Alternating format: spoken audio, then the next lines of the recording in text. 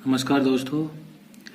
आज हम टॉपिक लेते हैं फोर्थ सेमेस्टर में विद्युत शक्ति पारेषण कि विद्युत शक्ति का पारेषण कैसे किया जाता है। और इसके अंदर मुख्य 3 बातें होती है कि सबसे पहले लाइन का उत्पादन कहाँ पे किया जाता है, उत्पादन के बाद में लाइन का पारेषण किया जाता है जिसको ग्रिड स्टेशन पे लेके जाया जाता है। उसके बाद में लाइन को उपभोक्ताओं तक डिस्ट्रीब्यूशन किया जाता है। तो लाइन का जो उत्पादन होता है वो 11 केवी अल्टरनेटर के द्वारा होता है तथा उस 11 केवी लाइन को स्टेप अप ट्रांसफार्मर के द्वारा लाइन को 220 केवी में विद्युत शक्ति का पारेषण किया जाता है तथा 220 केवी से वापस लाइन का 33 केवी में डिस्ट्रीब्यूशन किया जाता है और फिर लाइन को एक डिस्ट्रीब्यूशन ट्रांसफार्मर के द्वारा 11 केवी को 440 वोल्टेज में डिस्ट्रीब्यूशन किया जाता है। आज हम टॉपिक लेके चलते हैं विद्युत शक्ति पारेषण की विद्युत आपूर्ति प्रणाली की रूपरेखा कि जो अपने घरों में जो विद्युत शक्ति आती है उसकी रूपरेखा क्या होती है। जहां से लाइन का उत्पादन किया जाता है वहां से लेके लाइन अपने घरों तक कैसे कैसे आती है उसकी रूपरेखा आज अपन समझते हैं। तो इसकी रूपरेखा में चलते हैं लाइन की में किस लाइन की रूपरेखा क्या है। सबसे पहले विद्युत शक्ति का उत्पादन एक अल्टरनेटर के द्वारा किया जाता है जो 11 केवी वोल्टेज 3 फेज उत्पन्न करता है।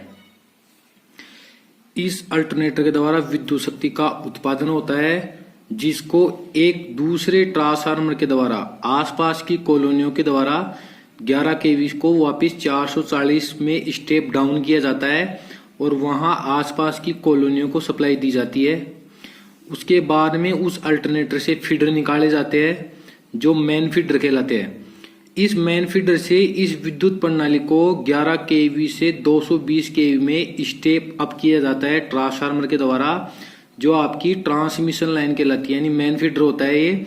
इसके द्वारा लाइन का स्टेप अप किया जाता है और इस लाइन को वापस ट्रांसमिशन किया जाता है 220 केवी से 33 केवी जो आपका ग्रिड स्टेशन कहलाता है। ये जो दोनों रूपरेखा है वो आपकी पारेषण लाइन कहलाती है, यानी यहाँ पे लाइन का आपको पारेषण किया जाता है। तो विद्युत शक्ति की फर्स्ट स्टेप आती है आपकी उत्पादन, सेकेंड स्टेप आती है आपकी पारेषण। 2 स्टेप में विद्युत शक्ति का अपन पारेषण कर लिए, वो लाइन आपकी कहलाती है ट्रांसमिशन लाइन। ये जो ट्रांसमिशन लाइन होती है वो हमेशा ओवरहेड होती है, ओवरहेड लाइन होती है जिसको अपन तारों के माध्यम से ले जाया जाता है। इसके बाद में वापस जो लाइन होती है वो आपके डिस्ट्रीब्यूशन फीडर पे पहुंचाई जाती है, यानी वो आपकी स्टेप कहलाती है डिस्ट्रीब्यूशन फीडर। यहाँ पे आपकी लाइन को 220 केवी से वापस 33 केवी में ट्रांसमिशन ग्रिड स्टेशन से किया जाता है, वो आपका कहलाता है वितरण स्टेशन। यानी यहाँ पे आपकी 33 केवी को 11 केवी में डिस्ट्रीब्यूशन किया जाता है, यानी स्टेप डाउन किया जाता है, वो आपका कहलाता है सब स्टेशन, वो आपका कहलाता है सब स्टेशन। और जो 33 केवी होती है वो कहलाती है, इसके ऊपर की लाइन कहलाती है ग्रिड स्टेशन और 33 केवी से नीचे की लाइन जो कहलाती है वो होती है सब स्टेशन। यहाँ से लाइन का वापस डिस्ट्रीब्यूशन यानी वितरण किया जाता है जो 11 केवी से 440 वोल्टेज स्टेप डाउन ट्रांसफार्मर के द्वारा किया जाता है जो आपका कहलाता है डिस्ट्रीब्यूशन ट्रांसफार्मर। और इसकी सेकेंडरी वाइंडिंग होती है वो स्टार में लगाई जाती है जिससे कि अपन को न्यूट्रल पॉइंट प्राप्त हो जाए। और इस 11 केवी ट्रांसफार्मर से अपने 4 तार 3 फेज लाइन निकाली जाती है जो आपकी कहलाती है सर्विस लाइन 400 वोल्टेज। यानी इसमें आपका एक फेज होता है आर, एक फेज होता है वाई और एक फेज होता है बी और एक होता है न्यूट्रल जो आपकी सर्विस लाइन कहलाती है जो उपभोक्ताओं तक पहुंचाई जाती है। तो ये विद्युत शक्ति प्रणाली की एक रूपरेखा है जिसके 3 पार्ट्स होते हैं। फर्स्ट होता है उत्पादन जो 11 केवी अल्टरनेटर के द्वारा किया जाता है। उसके बाद में सेकंड स्टेप में आता है पारेषण लाइन जो 33 केवी से लेके 220 केवी तक जो लाइन जाती है वो आपकी कहलाती है पारेषण लाइन, यानी लाइन का पारेषण किया जाता है स्टेप अप ट्रांसफार्मर के द्वारा। तीसरी स्टेप आती है वो कहलाती है आपकी वितरण लाइन, यानी 33 केवी से नीचे की जो लाइन होती है वो आपकी कहलाती है वितरण लाइन और उसके बाद में उपभोक्ताओं तक जो लाइन पहुंचाती है वो कहलाती है आपकी सर्विस लाइन।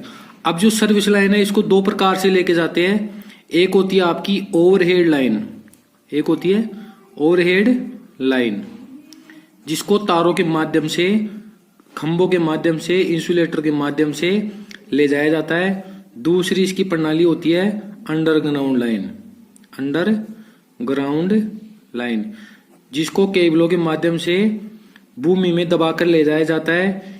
इसकी अपेक्षा इसके बहुत सारे फायदे होते हैं कि इसके अंदर जंजाल नहीं होता है तारों का, हवा के माध्यम से लाइन प्रभावित नहीं होती है, इसके बहुत सारे लाभ हैं, इसलिए आजकल अंडरग्राउंड लाइन प्रयोग की जाती है। अब आता है इस पारेषण लाइन का परिचय कि पारेषण लाइन क्या होती है और इसका क्या क्या परिचय होता है। तो आप ध्यान से सुनिए कि विद्युत शक्ति पारेषण की 3 स्टेप होती है। सबसे पहले विद्युत का उत्पादन किया जाता है, उसके बाद विद्युत को स्टेप अप ट्रांसफार्मर से लाइन का पारेषण किया जाता है।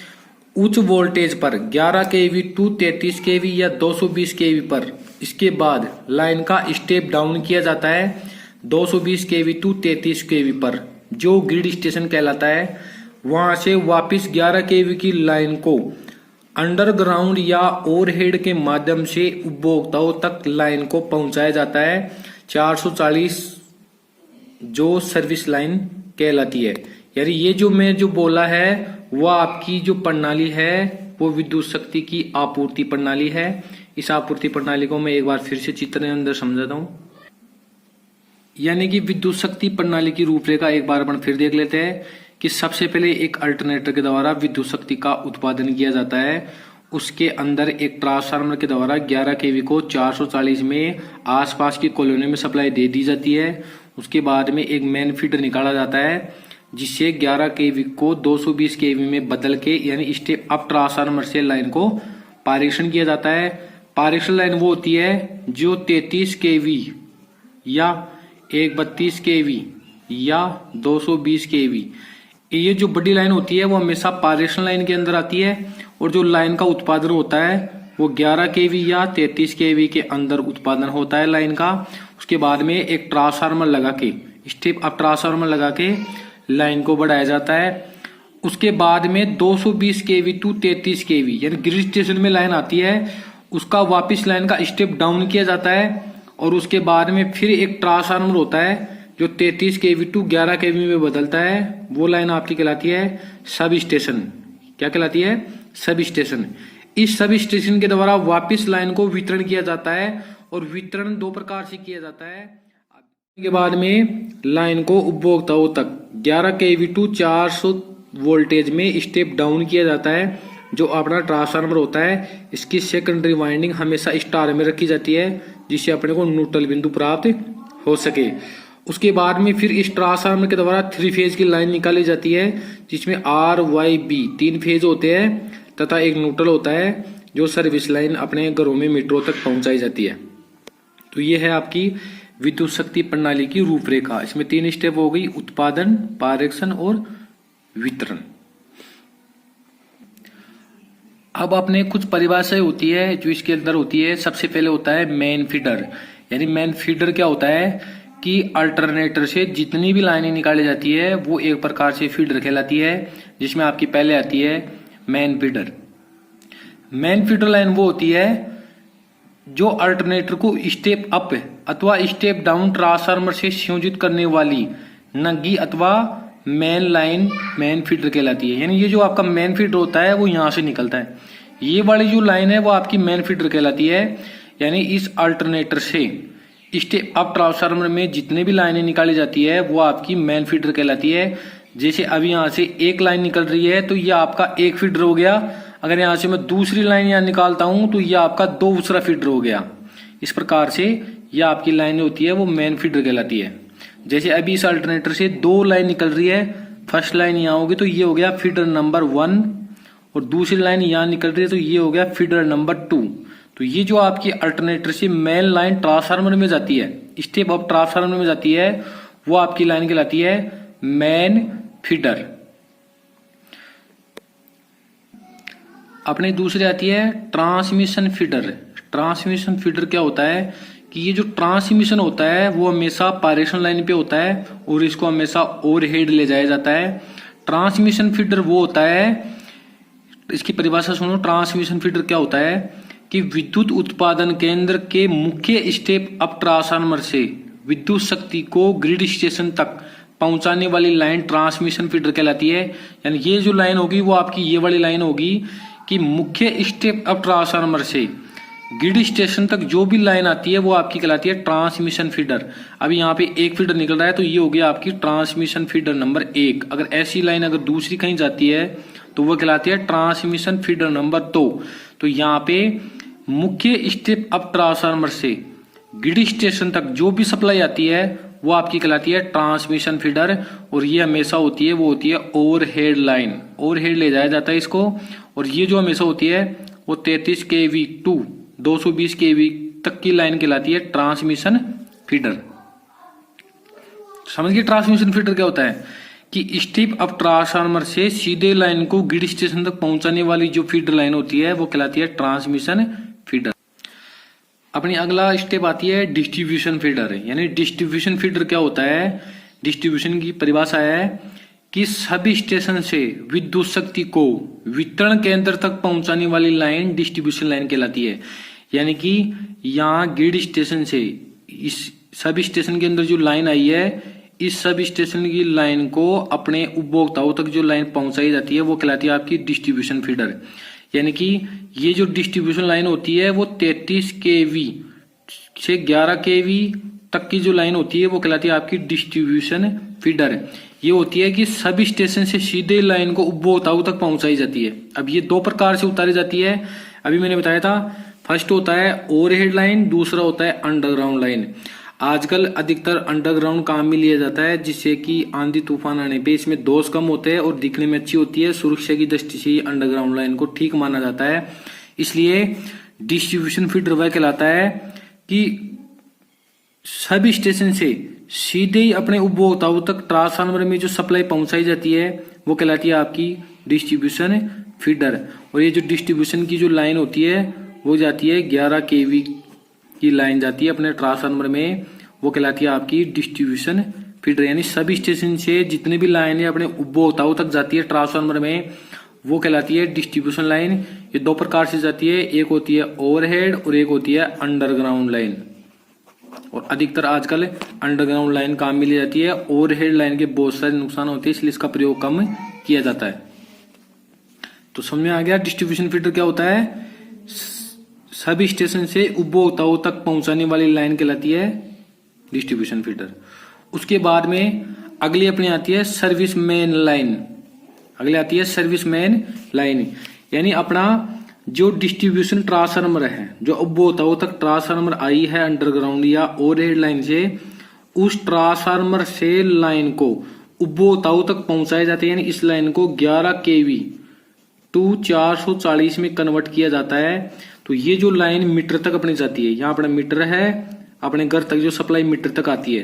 यानी कि इस ट्रांसफार्मर से, इस स्टेप डाउन ट्रांसफार्मर से अपने मीटर तक जो सप्लाई आती है खंबे के द्वारा, जो केबल खंबे के द्वारा अपने घर तक सप्लाई आती है 440 वोल्टेज, वो आपकी कहलाती है सर्विस लाइन। क्या कहलाती है? Service man line. ये जो सर्विस मैन लाइन है ये भी दो प्रकार की होती है, ओवरहेड और अंडरग्राउंड। लेकिन आजकल इसको भी अधिकतर अंडरग्राउंड में ही लाया जाता है क्योंकि इसमें भी दोष कम होते हैं। तो ये तीन प्रकार की होती है, आर वाई बी। और ये जो ट्रांसफार्मर है 11 kV टू 440 वोल्टेज, इसकी सेकेंडरी वाइंडिंग को स्टार में रखा जाता है जिससे कि न्यूट्रल बिंदु प्राप्त हो। और न्यूट्रल बिंदु हमेशा उपभोक्ता लाइन में लगाया जाता है। यानी सर्विस मैन लाइन में न्यूट्रल बिंदु की बहुत आवश्यकता है। अब अगर उपभोक्ता लाइन में अगर न्यूट्रल बिंदु नहीं होगा तो कोई भी मशीन कार्य नहीं करेगी, क्योंकि लोड दो प्रकार का होता है, एक होता है 3 फेज लोड और एक होता है सिंगल फेज लोड। तो अपने घर तक अगर अपने 3 फेज की कोई मोटर है, पावर मोटर है, तो वो 3 फेज सप्लाई से चल जाएगी। लेकिन अगर अपने को सिंगल फेज की सप्लाई चाहिए, घर में अपने को पावर चाहिए, लाइट जलानी है, पंखे चलाने हैं, कूलर चलाना है, तो वहां आपको सिंगल फेज लोड चाहिए। और सिंगल फेज के लिए न्यूट्रल बिंदु का होना आवश्यक है। किसका होना आवश्यक है? न्यूट्रल बिंदु का। और न्यूट्रल बिंदु होता है वो हमेशा स्टार पॉइंट में ही मिलता है। इसलिए हमेशा याद रखना कि जो डिस्ट्रीब्यूशन, ये कौन सा ट्रांसफार्मर है, डिस्ट्रीब्यूशन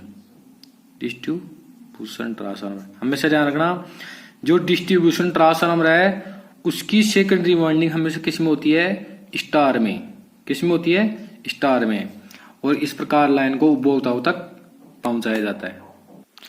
तो अपन एक बार इसका फिर से अपना अध्ययन करते हैं कि जब आपको रूपरेखा समझ में आएगी तभी ये आपको लेसन समझ में आएगा। तो इस रूपरेखा को एक बार और ध्यान से देख लेना कि सबसे पहले विद्युत शक्ति का जो उत्पादन है वो यांत्रिक ऊर्जा से विद्युत ऊर्जा में अल्टरनेटर के द्वारा उत्पन्न किया जाता है। यानी अल्टरनेटर को यांत्रिक ऊर्जा देने के लिए 3-4 अपन विधि प्रयोग कर सकते हैं, या तो पवन ऊर्जा, या फिर अपन ज्वारीय ऊर्जा से अपन अल्टरनेटर को घुमा सकते हैं। ज्वारीय ऊर्जा से अपन अल्टरनेटर को घुमा सकते हैं। अल्टरनेटर को घुमाने पे ये एसी वोल्टेज पैदा करता है जो 11 केवी वोल्टेज पैदा करता है। कुछ अल्टरनेटर 33 केवी भी उत्पन्न करते हैं। यहाँ से लाइन को एक स्टेप अप ट्रांसफार्मर के द्वारा लाइन का ट्रांसमिशन किया जाता है जो 220 केवी में करते हैं। यहाँ से फिर ये जो लाइन कहलाती है वो आपकी, मैंने बता दिया, मेन फीडर कहलाती है। यहाँ से वापिस जो लाइन जाएगी वो आपकी ग्रिड स्टेशन तक जाएगी, जिसको 220 केवी को वापिस 33 केवी में स्टेप डाउन किया जाता है, जिसको आप बोलते हैं अपने ग्रिड स्टेशन। और यहाँ पे ये जो लाइन आती है वो कहलाती है आपकी ट्रांसमिशन फीडर। यानी स्टेप अप ट्रांसफार्मर से ग्रिड स्टेशन तक जो सप्लाई आती है वो कहलाती है आपकी ट्रांसमिशन फीडर। और ये जो दोनों स्टेप होती है वो मैंने बता दिया पारेषण लाइन की स्टेप होती है। उसके बाद में इस लाइन को वापिस यहाँ से डिस्ट्रीब्यूशन किया जाता है 33 केवी टू 11 केवी में। वो आपका कहलाएगा सब स्टेशन। क्या कहलाएगा, सब स्टेशन है। यानी 33 केवी से नीचे की जो लाइन होती है वो आपकी कहलाती है सब स्टेशन, और ये जो लाइन आती है वो होती है डिस्ट्रीब्यूशन फीडर। और ये जो सिस्टम होता है वो आता है आपका वितरण लाइन के अंदर। किस में आता है, वितरण लाइन के अंदर। वितरण का मतलब होता है डिस्ट्रीब्यूशन लाइन। इसके बाद में वापिस स्टेप डाउन ट्रांसफार्मर के द्वारा इस 11 केवी को 400 वोल्टेज में डाउन किया जाता है, जो अपने उपभोक्ताओं तक पहुंचाई जाती है। और जो उपभोक्ताओं तक लाइन आती है वो आपकी कहलाती है सर्विस मैन लाइन। और ये जो होती है सर्विस मैन लाइन वो हमेशा कितनी होती है, 440 वोल्टेज। और इस प्रकार लाइन का अपने को रूपरेखा तैयार की जाती है। अब अपन समझते हैं, अभी मैंने आपको 3 स्टेप बताई थी कि सबसे पहले होता है उत्पादन स्टेप, यानी उत्पादन वोल्टेज होती है। वो जो उत्पादन किया जाता है वो या तो अपन 11 केवी या 33 केवी। अगर कभी क्वेश्चन आता है कि भारत में उत्पादन वोल्टेज कितनी होती है अल्टरनेटर की, तो वो अपनी होती है 33 केवी या 11 केवी। अगर ऑप्शन में हाई 33 केवी है तो आप 33 केवी करोगे, अगर 11 केवी है तो आप क्या करोगे, 11 केवी। केवी क्या होता है, 1000 वोल्टेज बराबर होता है 1 केवी। तो 11 केवी का मतलब क्या हो गया, 11,000 वोल्टेज। ठीक है, समझ में आ गए। 11,000 वोल्टेज को अपन क्या बोल सकते हैं, 11 केवी। तो यहाँ पे जो उत्पादन वोल्टेज होती है वो 11 केवी या 33 केवी की जो लाइन होती है वो उत्पादन लाइन होती है। और ये जो पहले लाइन का जो उत्पादन किया जाता है वो अल्टरनेटर के द्वारा किया जाता है। और अल्टरनेटर ऐसी मशीन है कि अगर आप इसको यांत्रिक ऊर्जा दोगे तो ये विद्युत ऊर्जा उत्पन्न करेगी। और ये हमेशा कौन सी वोल्टेज उत्पन्न करता है, एसी। इसके बाद में दूसरी जो नेक्स्ट स्टेप आती है, कौन सी स्टेप आती है, इसके बाद में जो नेक्स्ट स्टेप आती है वो आपकी कहलाती है पारेषण वोल्टेज। यानी एक ट्रांसफार्मर के द्वारा, स्टेप अप ट्रांसफार्मर के द्वारा लाइन का वापस क्या किया जाता है, पारेषण किया जाता है।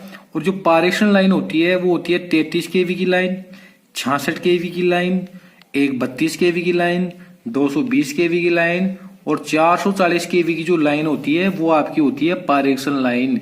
और ये जो पारेषण लाइन की जाती है वो ट्रांसफार्मर स्टेप अप यानी ट्रांसमिशन लाइन से कहलाती है। ये जो पारेषण लाइन निकलती है, पारेषण केंद्र से जो लाइन निकलती है वो आपकी कहलाती है ट्रांसमिशन लाइन।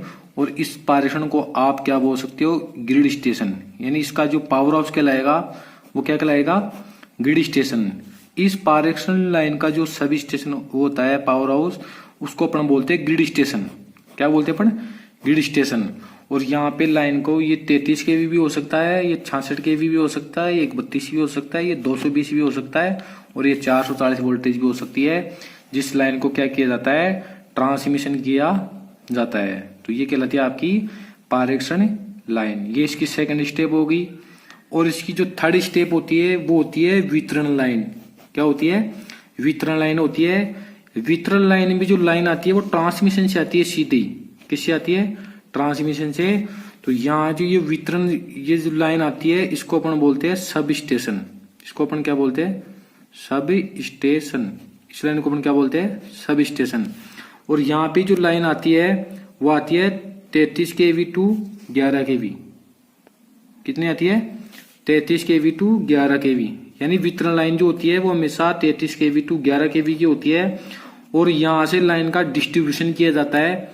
डिस्ट्रीब्यूशन होता है, यहाँ पे लाइन को स्टेप डाउन किया जाता है। और ओवरहेड व अंडरग्राउंड के माध्यम से इस लाइन की, ये जो 11 kV की यहाँ पे लाइन निकलती है, इसको उपभोक्ताओं तक पहुंचाया जाता है। तो वो आपकी लाइन कहलाती है सर्विस लाइन। यानी इन दोनों के बीच के अंदर एक ट्रांसफार्मर होता है, वो 11 kV टू 440 वोल्टेज बनाता है, जिसकी सेकेंडरी वाइंडिंग किसी में होती है स्टार के अंदर। और ये जो सर्विस लाइन होती है वो उपभोक्ताओं तक पहुंचाई जाती है। ये दो प्रकार की होती है। एक होती है सिंगल फेज सप्लाई, जो आपकी 220 वोल्टेज कहलाती है। इसमें आपका एक फेज होता है और एक आपका न्यूट्रल होता है। ये लाइन जो कहलाती है वो कहलाती है आपकी सिंगल फेज की लाइन। और इसमें वोल्टेज का मान होता है 220।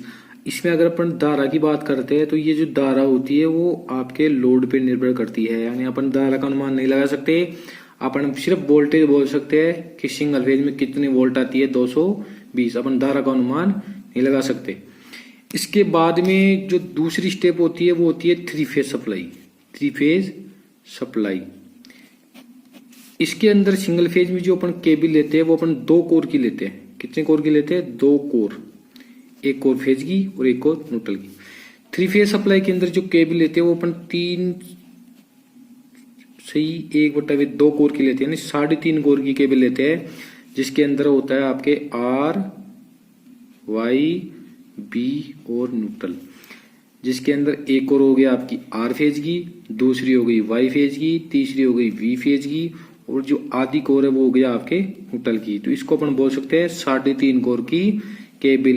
और जो ये सर्विस लाइन के अंदर जो केबल लगाई जाती है वो कौन सी होती है? थ्री फेज के अंदर। इस प्रकार से अपन विद्युत शक्ति की एक रूपरेखा तैयार करते हैं। तो आपको समझ में आ गया होगा कि विद्युत की 3 अवस्थाएं होती है: उत्पादन, पारेषण, वितरण और सर्विस लाइन। इस प्रकार से अपने घरों में लाइन का वितरण और डिस्ट्रीब्यूशन किया जाता है। मैं एक बार फिर से इस जो आपकी अभी रूपरेखा देखी आपने